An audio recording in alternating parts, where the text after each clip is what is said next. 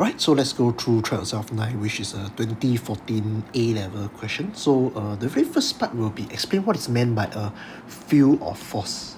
So of course I must explain in the way that it's a region of space, right, in which a particle experiences a force due to its interaction between the particles and the field's properties. So this one is 2 marks. Okay, first for part 2, right, a force due to a field acting on a charged particle.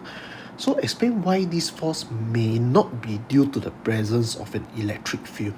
So of course we understand that this might be due to other type of forces, right? So for example, G-force. Okay, so this is the first type of force. Another example is magnetic force. Okay, so let's talk about the G-force first. So we know that the particle, right, has mass, in which when placed in a gravitational field, right, it will experience a gravitational force. So for example, I have this particle. Also, this particle will have a mass, right? So when you place it in a G field, it will experience a gravitational force, or what we call the weight. Okay, the second is we need to talk about the magnetic force. So if you all still remember the O-level stuff, right? So if I have a moving charged particle, so the keyword is it must be moving. So this moving charged particle, when moved perpendicularly to the direction of the magnetic field, it will actually experience a magnetic force perpendicular to the direction of your tangential velocity. So of course this magnetic force, right, will cause it to undergo something called a circular motion. Okay, let's do a very quick recap on our magnetic force, right? So for example, if I have a magnetic field pointing into the paper and there's a charged particle, let's call this proton. Positive charge is moving into the magnetic field, right, it will actually experience a magnetic force. And the direction of magnetic force, right, if you all still remember your Fleming left hand rule. So your thumb is the direction of the force, your index finger is the direction of your magnetic field, which is into the paper in this case, right? And of course your middle finger is the direction of your conventional current, which is the same direction as the tangential velocity of your positive charge. When you enter this magnetic field, right, you realize that your thumb is pointing upward, or initially is pointing upward, meaning that at this particular point, right, so when the positive charge is right here, so this magnetic force will be in this direction. So when you go to this point, so this is a positive charge, so the tangential velocity is like that. So now your magnetic force is in this direction. So you can see it's actually pointing towards the center of the circle, or what we call the arc of a circle. Hence, this magnetic force is something called the centripetal force. Alright, so but if I talk about the electric field, so if this charged particle, right, go into a parallel plate, so this parallel plate, right, so for example positive, negative, positive, negative, right, so this positive will get attracted to the negative plate. So of course you must know that the direction of the force, so for example, let's just say this is your positive charge, this is the tangential velocity, right? The electric force will be in this direction. And of course the electric force, if you all still remember, is F equal to EQ. So when you reach here, so this is a positive charge, so this is a tangential velocity. Okay, this this electric force will still be pointing vertically downward. So that's why for the second case, it's actually a parabolic path. So the first case is actually a circular motion. So you must know the difference between these two paths, right? Okay, so let's go back to the question. So of course, so you just need to explain these two forces. So for example, G-force and your magnetic force. Okay, so now we move on to part B. So we have these two charged solid metal sphere situated in a vacuum, right? So the centers are separated by a distance of 30.0 centimeter. Okay, let's take a look at the graph. Okay, so we are given an electric field against distance graph. So apparently you can see that the electric field is to the order of 10 to the power 5. Okay, so the very first part suggests why the electric field strength is 0 for two regions of X. So you can see the two regions of X, there's 0 electric field. So why is that? So because apparently, right, if you're inside the metal sphere, the electric field must be 0. So there are two reasons. So the first reason is the simple one, because if you look at the charges, right, how the charges are residing, is actually residing on the surface. And if let's just say I talk about this charge and this charge, So this yellow color charge, right, is producing an electric field in this direction. And of course, the light blue color charge, right, is producing a electric field in this direction. So these two electric field will cancel out. So likewise for all the other charges. There's one more reason why the electric field is actually equal to 0 inside the metal sphere. Because the charges on the surface of the metal sphere are not moving, or what we call has attained the electrostatic equilibrium. So when you attain electrostatic equilibrium, right, means that you're not moving, means that there shouldn't be any electric field. Because if there's electric field, means that the charge will actually experience an electric force, which will cause the charge to move, which will not cause electrostatic equilibrium to be reached. So that is how you can actually explain. So let's talk about the part 1. Okay, so the part 1, right, the charges residing on surface of the metal sphere are in electrostatic equilibrium, meaning that it's not moving, hence E must be equal to 0. If E is not equal to 0, right, the charges will move due to the fact that it will experience a electric force. So remember F equal to EQ, right? So if your E is not equal to 0, and of course the Q definitely is not equal to 0, so it means that the force is not equal to 0. So this will actually cause the charges to move, right? Okay, so that's the first part. Okay, part 2, easy one. So determine the radius of each sphere. So radius of each sphere, right? So for example, radius of sphere A. Just by looking at the graph, you notice that when the E is equal to 0, it's from 0 to 4. So that is the radius of your sphere A. So this is A. Okay, what about sphere B? Sphere B is 28 to 30, means it's 2 centimeter. So the radius of sphere B is 2 centimeter. So that is for the part 2.1. Okay, number 2, state and explain whether the sphere have charges of the same or opposite sign. So you must use figure 6.2 to explain. So definitely it is opposite charges. Why is that so? Because apparently, right, you can see that the E field graph is in the positive portion of the graph, indicating that the direction of the E field is in the same direction. So that's why they must be opposite charge. So for example, if I have positive charge here, I have negative charge here, right? So this positive charge is producing an E field in this direction. This negative charge, right, is also producing a E field in this direction. So likewise at this particular region, so for example, like I talk about this region, so this region, the E field, right, is producing in this direction. Right? So this is the positive charge producing this electric field. Then there's a E field in this direction. This is caused by this negative charge. Of course, you can explain in another way. So of course you can say that, because if they are of the same charge, means that at some point or some region in space, there must be a region of a region where E is equal to 0. And if you look at the graph, the E is not equal to 0 at any point in space. So it means that they cannot be of the same charge. So up to you, you prefer which reason to explain. Okay, so that is for number 2. Okay, number 3 is back to calculation. So lithium 7, right? So means that, okay, Li73. So the 7 is the number of nucleons, meaning that the total number of proton plus neutron. So the 3 at the bottom is the number of proton. So move along a line, joining the center of the 2 sphere.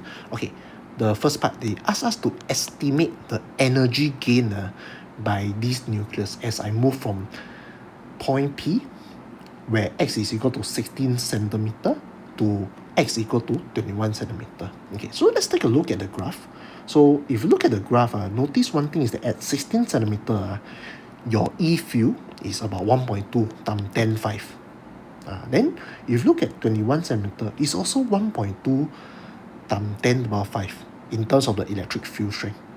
So you can assume that from 16 centimeter to 21 centimeter is something like a parallel plate. The electric field is actually constant. Means that your lithium will actually experience a constant electric force, because the electric field strength is constant, and of course the charge of the lithium is also constant. So you move through a distance of 5 centimeter, and I believe you know what I'm actually insinuating, right? So energy gain, remember your work done. Work done is the same as energy gain. So work done is equal to force multiplied by distance moved. So I know the distance moved is 5 centimeter. Okay, I just need to calculate what is the force. So the force, right, if you still remember, F equal to EQ. F equal to EQ. I can only use this formula provided that the electric field is constant. So just nice the electric field is constant in this particular manner.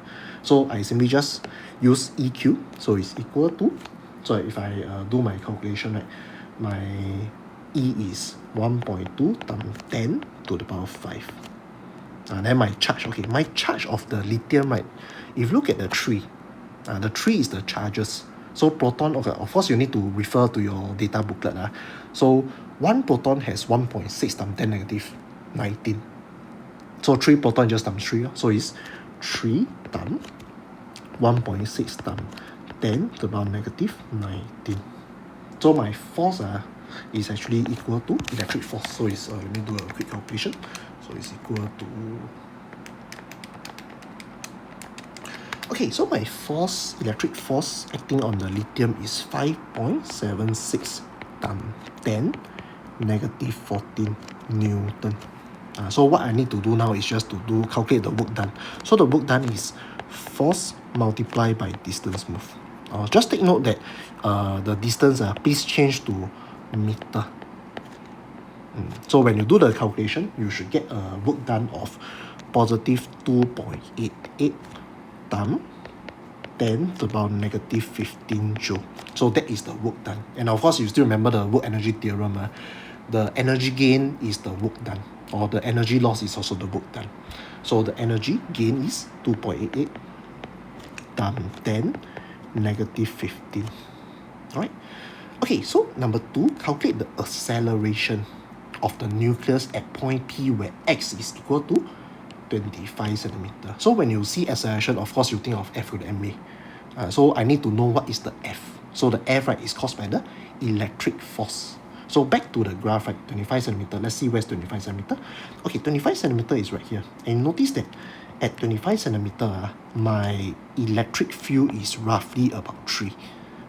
So it's 3 times 10 power 5 volt per meter. Okay, so now I know, my electric field is 3, right? I simply just sub in. So let's sub in the value. So F is equal to EQ. Okay, so okay, E is 3 times 10 5. Okay, the Q is same thing, 3 proton, right? Means that it's 3 times 1.6 times 10 negative 19. So that is the so-called electric force, and just nice is also your electric resultant force. Okay, so back to F equal to ma, right? So F equal to ma. So I know my F, right, is the EQ. So it's EQ. So EQ equal to ma. So of course, okay, now I know my E, I know my Q. Okay, I also know my M. For the mass of the lithium, just take note, because you look at this lithium, is 7 nucleon, or what we call proton plus neutron. So how do I know what is the mass of one so-called nucleon, right? You go back to your data booklet, you look for something called the unified atomic mass. The unified atomic mass, or what we call U, right? 1 U is roughly about 1.66 times 10 to the power negative 27 kg. Means that the average mass of proton and neutron, right, they actually have a mass of about 1.66 times 10 negative 27 kg. So since I got 7 nucleon, I simply just times 7. So that is how I actually calculate the mass of lithium 7. So let's calculate. Okay, 7 times 1.66 times 10 negative 27. So you do the calculation, right? So I know my EQ, I know my total mass.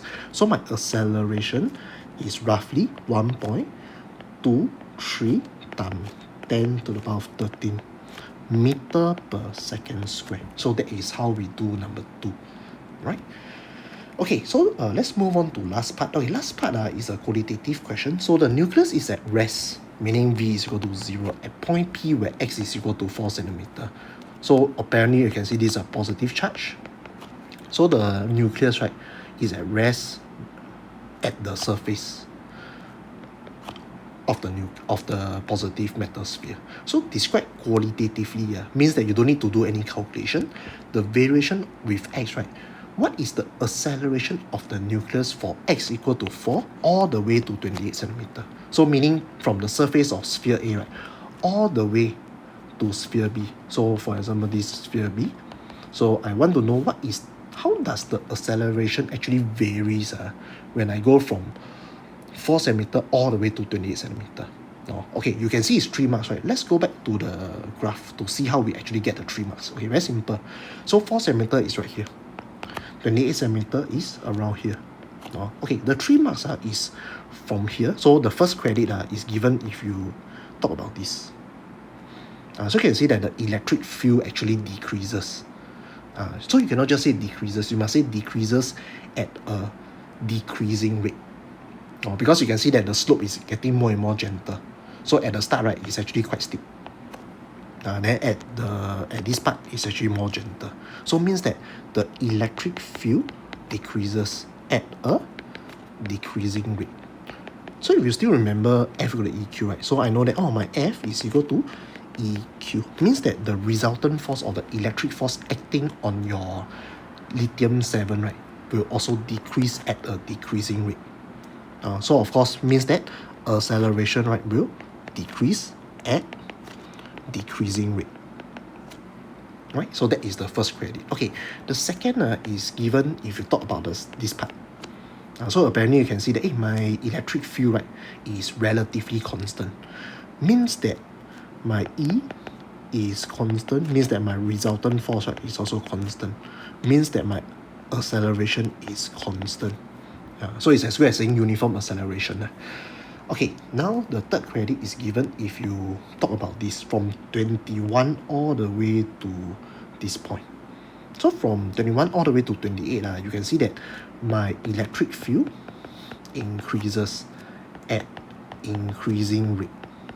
Because why? Because apparently I can see that at this point, right, this is the gradient. At this point, this is the gradient. So you can see that the slope is actually getting more and more steep. So means that the resultant force also increases at an increasing rate. Means that the acceleration increases at increasing rate. So these are the 3 credit. The first credit given as such, second credit, and the third credit. Right, so let's write it down in terms of wood. So okay, first, you must take from x equal to 4 all the way to about 16 centimeter. Since the electric field decreases at decreasing rate, the resultant force, right, or the electric force, so electric force decreases at decreasing rate, which result in acceleration to decrease at decreasing rate. So that is the first credit. Okay, second credit, from 16 to 21 centimeter. So the electric field strength is relatively constant. Means that the electric field or the resultant force, right, is also constant. Means that the acceleration is also constant. So that's the second credit. Okay, third credit. So from 21 all the way to 28 centimeter, the electric field increases at increasing rate. So of course the electric force increases at increasing rate. So this will cause the acceleration to increase at increasing rate. So that is how you write down the qualitative question. So there's no need to do any calculation. So of course you can use the equation to help you. So F equal to EQ, which will in turn equal to MA. So EQ equal to MA, right? So you just make acceleration the subject. So this will give you EQ divided by M. So assuming that, of course not say assume, we treat the Q and M to be the same. So means that acceleration actually is directly proportional to your electric field strength. So that is how you do this.